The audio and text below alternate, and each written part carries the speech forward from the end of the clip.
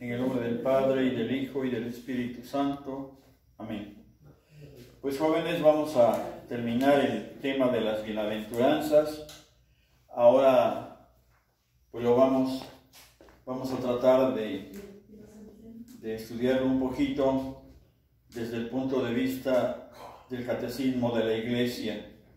Y en el numeral 1716 nos dice que las bienaventuranzas están en el centro de la predicación de nuestro Señor Jesucristo.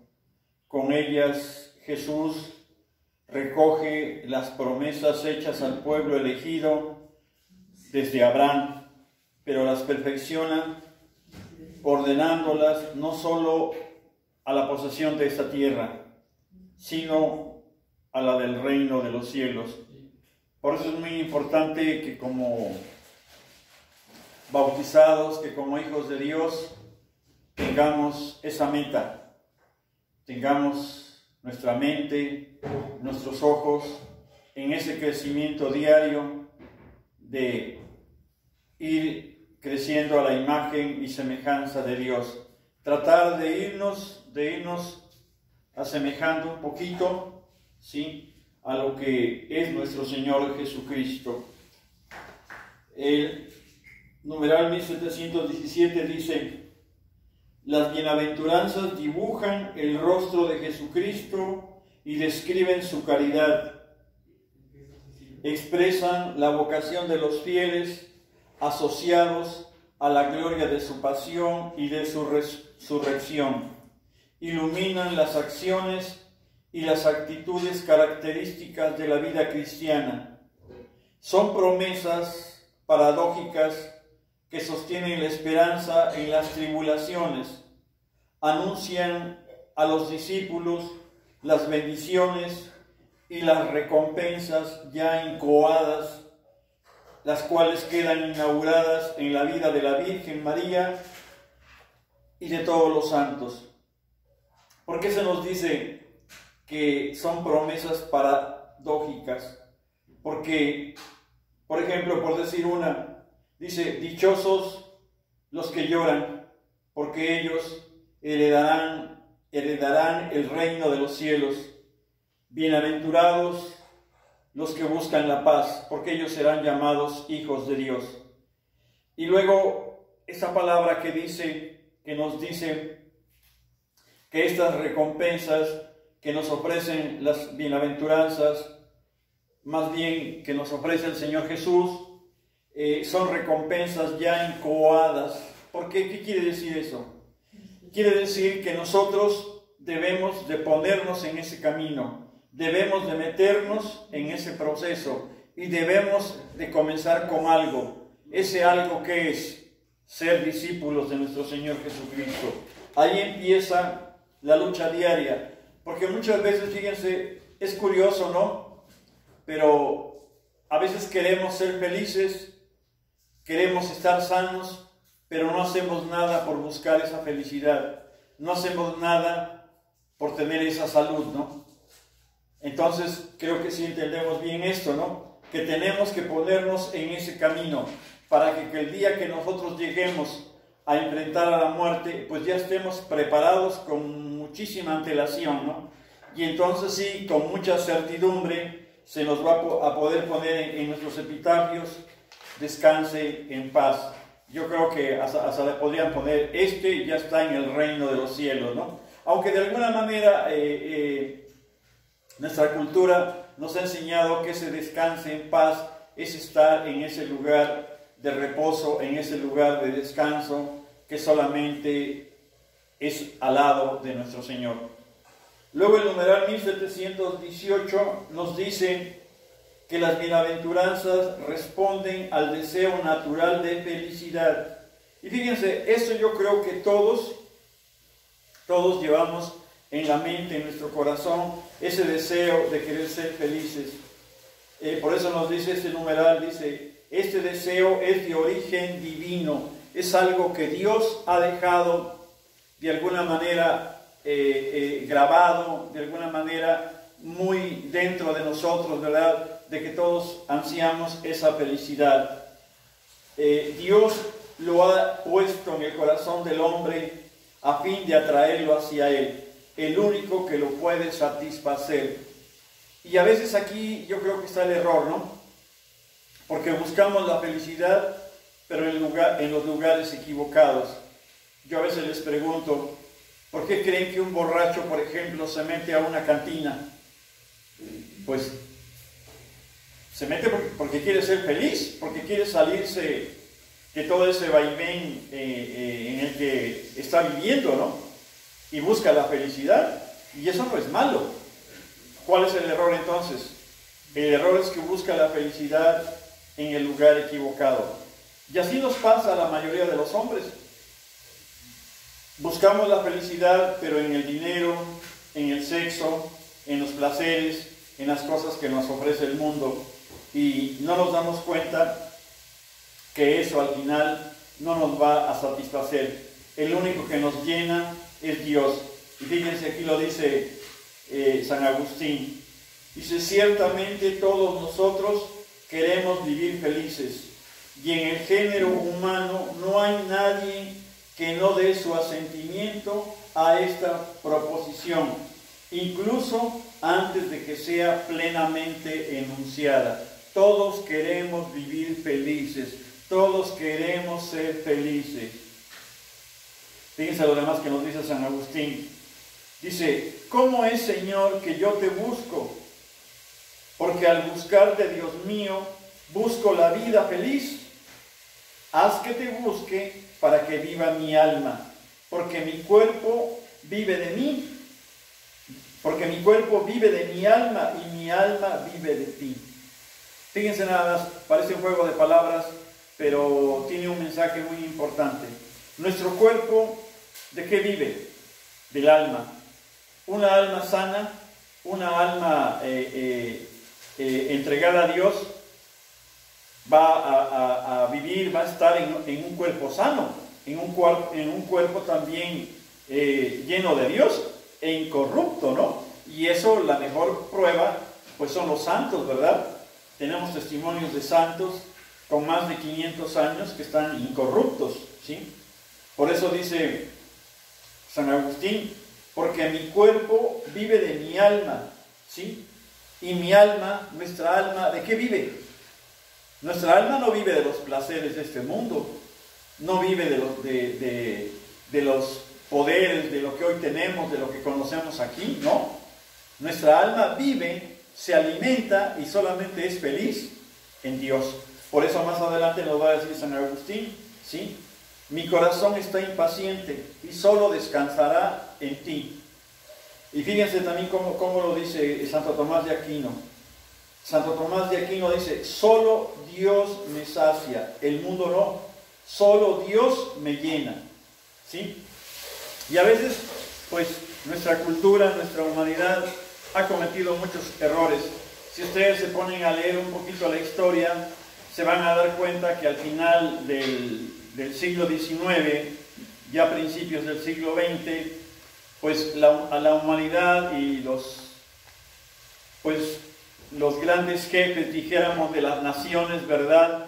Ellos decían que se esperaba una centuria de felicidad, de bonanza, porque había grandes descubrimientos tecnológicos, ¿verdad? En la primera década del siglo XX, ¿no? Y una de las cosas que recuerdo que decían que iba a ser una centuria donde ya nadie iba a padecer hambre, ¿no? El hombre iba a satisfacer, por lo menos para empezar, esa hambre, ¿no? Y que iba a empezar a ser feliz plenamente. Y entonces el hombre se empezó a alejar de Dios. Y es curioso, fíjense, porque viene ya en la segunda década, ¿verdad?, de ese siglo XX, y todos lo sabemos, viene la Primera Guerra Mundial. Y ahí, cuando la Primera Guerra Mundial va a haber una, como les dijera, una aparición grandísima, maravillosa, diría yo, de la Virgen de Fátima, ¿no? Ella se aparece allí en Fátima, ¿verdad? Y nos va a decir que no nos metamos, ¿verdad? Que no juguemos con el átomo, ¿no? Cuando aquel 13 de octubre de 1917, ella, pues estando reunidos ahí en Fátima, aproximadamente 70,000 personas, estas fueron testigos de ese prodigio cuando el sol tal parecía que se desplomaba sobre ellos, ¿no? Y con eso nos dio a entender que el único que puede controlar el átomo, que puede controlar al sol, es Dios.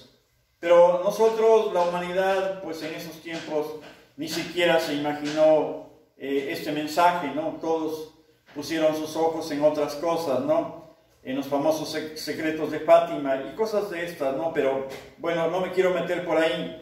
Solamente les quiero decir que después de esa Primera Guerra Mundial viene la Segunda Guerra Mundial en 1939 y vamos a tener las primeras bombas atómicas que van a explotar en Hiroshima y Nagasaki en agosto de 1945. Y ahí es cuando el hombre se dio cuenta de que se estaba autodestruyendo. Y hoy, pues tenemos la amenaza de una tercera guerra nuclear. Pero bueno, solamente se los comento para que nos demos cuenta, ¿verdad?, de la necesidad que tenemos todos de Dios, que no nos podemos apartar de Él. Luego el numeral 1700 nos dice: las bienaventuranzas descubren la meta de la existencia humana, el fin último de los actos humanos.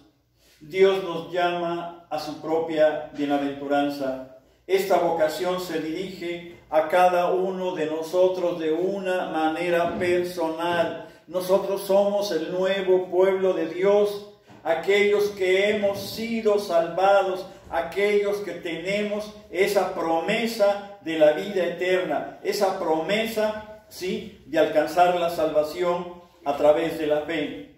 Y bueno, ahí, pues cuando esto ya se manifiesta de una manera plena, total, ¿verdad?, tenemos un cántico muy hermoso que todos pues decimos en la oración de laudes, que es el cántico del Benedictus, que lo pronunció Zacarías.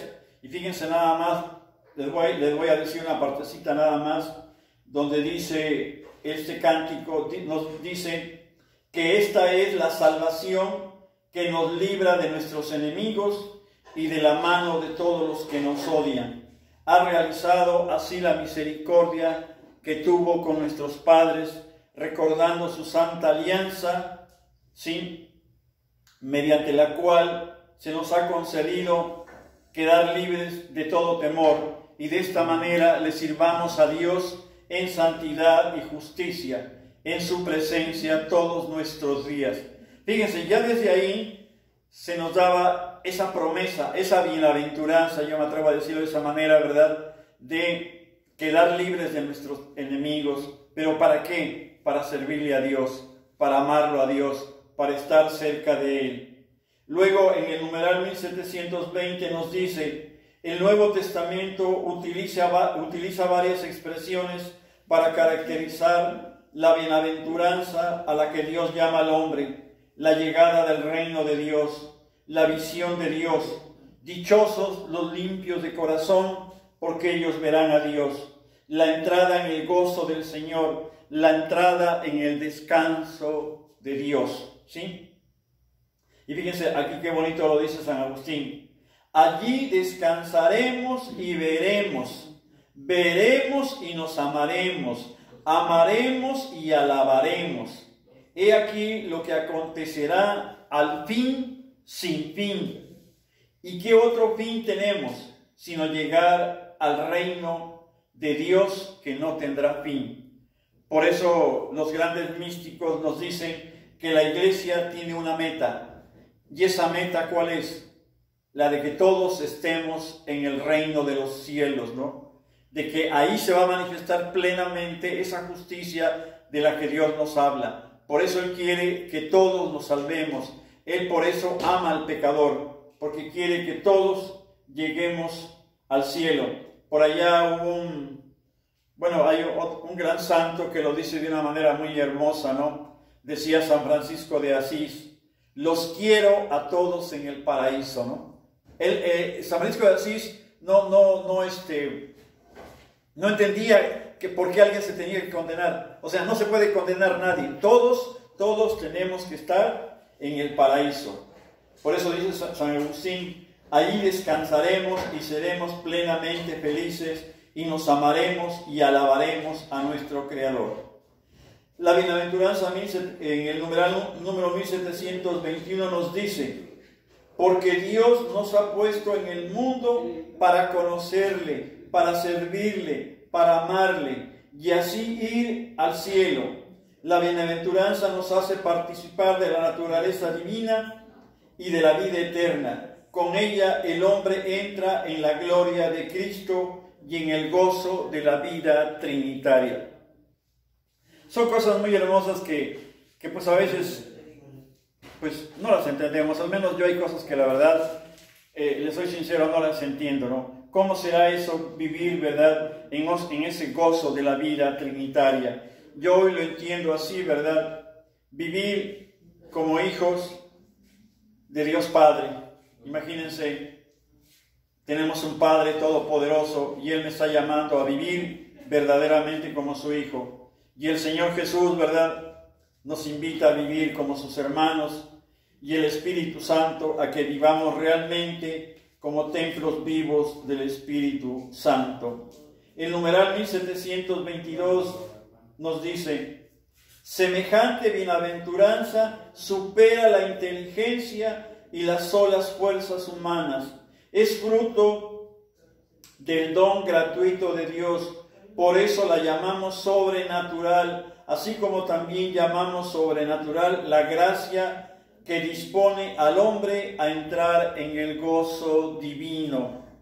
El hombre jamás de los jamases hubiera podido por sí solo llegar al reino de los cielos. Por eso el único camino, verdad y vida es nuestro Señor Jesucristo. Y fíjense aquí cómo lo dice San Irineo. Dice, bienaventurados los limpios de corazón, porque ellos verán a Dios. Ciertamente, según su grandeza y su inexplicable gloria, nadie verá a Dios y seguirá viviendo, porque el Padre es inasequible. O sea, nadie puede llegar a Él, según esta palabra, dice. Pero su amor, su bondad hacia los hombres y su omnipotencia llegan hasta conceder a los que lo aman el privilegio de ver a Dios. Fíjense nada más que hermoso, ¿no? Tanto nos ama Dios, tanto nos ama el Señor Jesús, el Espíritu Santo, que nos conceden a los que querramos, a los que estemos dispuestos a tener ese privilegio de ver a Dios. Y aquí Él nos remarca una frase muy hermosa. Dice, porque lo que es imposible para los hombres es posible para Dios. Y nomás les digo, pues una muestra la tenemos en el buen ladrón, en Dimas, ¿no? Él que era un bandido, que era una persona pues llena de pecado, ¿verdad? Él se arrepiente y ¿qué le dice al Señor Jesús? Estarás conmigo en el paraíso. Estarás conmigo en el paraíso.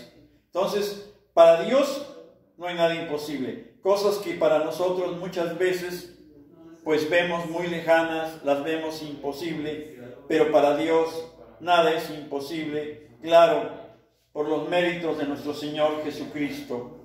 El numeral 1723 nos dice, la bienaventuranza prometida nos coloca ante opciones morales decisivas. Nos invita a purificar nuestro corazón de sus malvados instintos y a buscar el amor de Dios por encima de todo. Por encima de todo tenemos nosotros que buscar a Dios. No digas nunca, es que no tengo tiempo. No digas nunca, es que mi trabajo, es que eso. No, siempre debe de haber un tiempo, un espacio para Dios. Porque para empezar, el tiempo es de Dios. La vida nos la ha dado Dios. Y en quien tenemos que emplearla primeramente es en Él. En amarlo, en conocerlo y en servirle. Dice, nos enseña que la verdadera dicha no reside ni en la riqueza, ni en el bienestar, ni en la gloria humana, llámese poder, llámese dinero, lo que ustedes quieran, ni en ninguna obra humana, por útil que sea. ¿Sí? Ni siquiera las ciencias, ni siquiera el arte, ni siquiera las glorias que nos ofrece el mundo, las artes, ¿sí? Bueno, ninguna criatura, ¿no? No nos va a llenar, sino solo Dios. Solo Dios, Él es la fuente de todo bien y de todo gozo. Por eso es que la verdadera dicha, la verdadera felicidad, solamente está en las manos de ¿quién? De Dios. La fuente inagotable, decimos en la letanía de la misericordia, la fuente inagotable de los milagros es Dios, es Jesucristo el Señor. Y si Él es la fuente inagotable de los milagros, pues imagínense usted qué cosa no nos puede dar Él. Llámese felicidad, llámese paz, llámese tranquilidad, llámese salud, llámese la gloria eterna, llámese el cielo, llámese cualquier bienaventuranza. Él es el único que nos puede dar todo y puede satisfacer los deseos más profundos de nuestro corazón. Fíjense aquí lo que nos dice un teólogo, creo que era teólogo este amigo, Juan Enrique Newman. Dice él: el dinero es el ídolo de nuestro tiempo. A él rinde homenaje instintivo la multitud, la masa de los hombres. Estos miden la dicha según la fortuna, y según la fortuna también miden la honorabilidad. Todo esto se debe a la convicción de que con la riqueza se puede todo. La riqueza, por tanto, es uno de los ídolos de nuestros días, y la notoriedad es otro. La notoriedad, el hecho de ser reconocido y de hacer ruido en el mundo, lo que podría llamarse una fama de prensa, ha llegado a ser considerada como un bien en sí mismo, un bien soberano, un objeto de veneración. Qué triste, ¿verdad?, cuando nos dejamos llevar por esto, ¿no? Y solamente así para remarcar un poquito, no se nos olvide aquella frase, yo digo, esta máxima evangélica que nos dejó el Señor Jesús. ¿De qué te sirve ganar todo esto? ¿De qué te sirve tener dinero, fortuna, honorabilidad, fama, todo lo que tú quieras? En pocas palabras, como decía el Señor Jesús, ¿de qué te sirve ganar el mundo si al final pierdes tu alma? ¿Con qué la podrás rescatar? Esa es, les decía yo, la gran tragedia del hombre, ¿no? Cuando por el pecado nos alejamos de Dios y nos perdemos todo. El numeral 1724 nos dice, fíjense qué hermoso nos va a resumir esto, nos dice: el decálogo, el sermón de la montaña y la catequesis apostólica nos describen los caminos que conducen al reino de los cielos. Por ellos avanzamos paso a paso mediante los actos de cada día, sostenidos por la gracia del Espíritu Santo, fecundados por la palabra de Cristo, damos lentamente frutos en la iglesia para gloria de Dios. Fíjense nada más que hermoso. Pues yo quiero terminar nada más con esto. Con esto terminamos el tema de las bienaventuranzas. Hagamos la prueba. Hagamos la prueba y nos vamos a dar cuenta, como dice el Salmo, qué bueno es el Señor. Pero para esto tenemos que dedicarle tiempo, tenemos que entregarnos nosotros, tenemos que entregar nuestra mente, nuestro corazón, lo que nosotros somos. Yo el otro día les decía, con la mitad del tiempo que tú ocupabas para conseguir un placer, para comprarte un auto, para comprarte una casa, con la mitad de ese tiempo que tú utilizabas para conseguir esos bienes, con esa mitad de tiempo que tú le dediques a Dios, yo te puedo asegurar que vas a encontrar el camino que te lleve, que nos lleve a todos al reino de los cielos. Porque, de veras, esta frase ya se las he dicho en alguna ocasión, pero se las quiero repetir el día de hoy. Nosotros realmente como seres humanos somos muy miserables de veras, porque imagínense, desde el trabajo, ¿no? Por ejemplo, en el trabajo nos gusta trabajar poco pero ganar mucho, ¿no? En la escuela, yo me acuerdo en la escuela, ¿no? También queríamos estudiar poquito, preparábamos nuestro examen hasta ya el último día, una noche antes de presentar el examen, y al otro día queríamos sacar 10, ¿no? Siempre queremos esforzarnos poco y conseguir mucho. Pues fíjense nada más, aquí sí se vale eso. De veras, qué triste, ¿no? Y eso pues, yo se lo aprendí por ahí a un sacerdote, no me acuerdo quién, pero un sacerdote nos decía, el ser humano pone casi nada. De veras, lo que nosotros ponemos es casi nada. El que pone casi todo es Él. Pero ¿saben qué? Si nosotros no ponemos ese casi nada, si nosotros no ponemos ese poquito, Él no va a poner su casi todo. Y un día nos vamos a arrepentir de no haber invertido un poco de tiempo, un poco de nuestra inteligencia, un poco de nuestra voluntad, de nuestra libertad, un poco de nuestro cuerpo, de nuestro corazón, de todo lo que nosotros somos. Invirtamos un poco y empecemos a caminar en ese camino de las bienaventuranzas. Pues que Dios nos bendiga, que Dios nos ayude y que la Virgen Santísima María de Guadalupe nos proteja, y ella, que es la mamá de el Señor Jesús, nos lleve hasta los brazos del Señor Jesucristo, poniéndonos en las manos de María, de la Virgen Santísima María de Guadalupe. Yo les puedo asegurar que vamos a llegar al reino de los cielos.